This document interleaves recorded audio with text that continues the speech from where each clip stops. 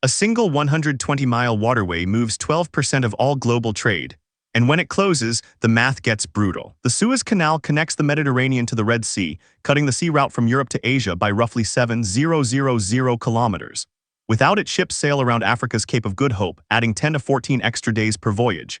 Here's the trick: those extra days don't just cost time. They cost fuel, crew wages, port fees, insurance, and wear on the vessel.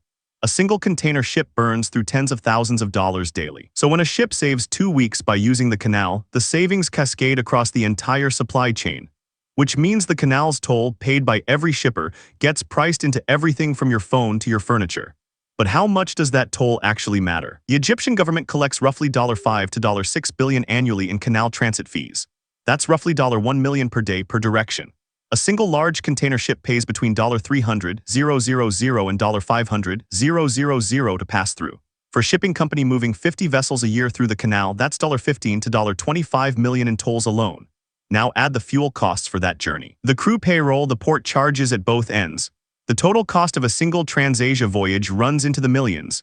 And here's the trick: shipping companies don't absorb this cost, they pass it forward. Which customer gets the bill? Every retailer buying goods from China, Vietnam, or India factors in Suez transit costs when calculating landed price.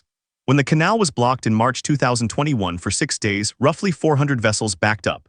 That backlog meant delayed inventory, rushed alternative routing, and emergency fuel surcharges. Economists estimated the global economic impact at around $400 million per day. But here's what actually happened to the money: shipping lines didn't lose it, they recovered it through higher rates.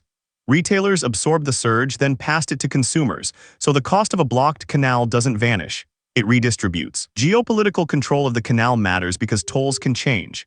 Egypt's government sets rates. If tolls rise 10%, that ripples through global freight costs. If a conflict closes the canal entirely, shipping companies reroute, but the math worsens.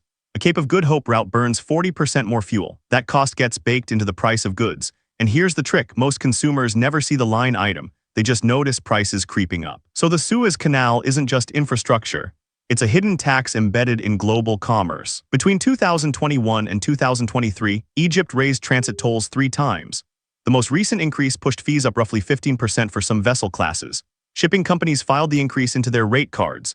Retailers factored it into purchase orders. And consumers, somewhere down the line, encountered slightly higher prices on goods that traveled that route.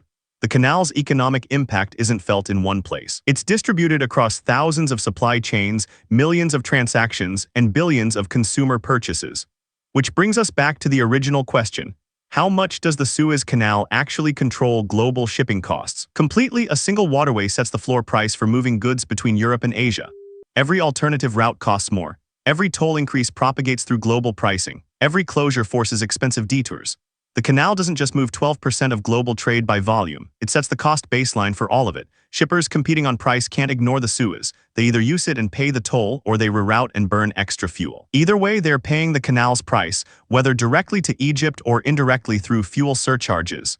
The money flows differently, but it flows. This video is for educational and informational purposes only and is not financial advice.